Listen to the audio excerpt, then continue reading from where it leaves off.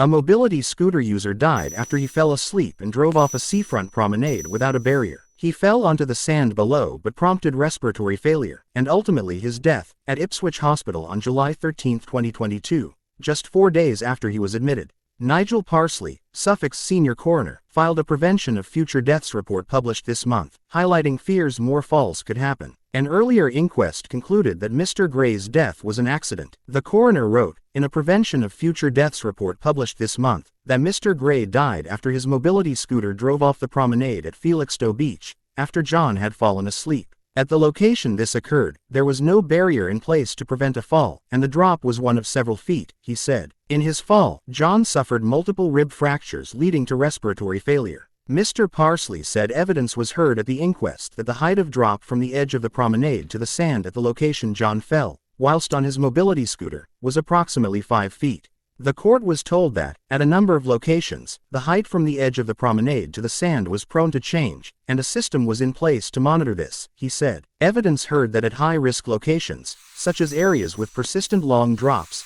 drops onto concrete, or drops onto rock sea defenses, permanent barriers were installed.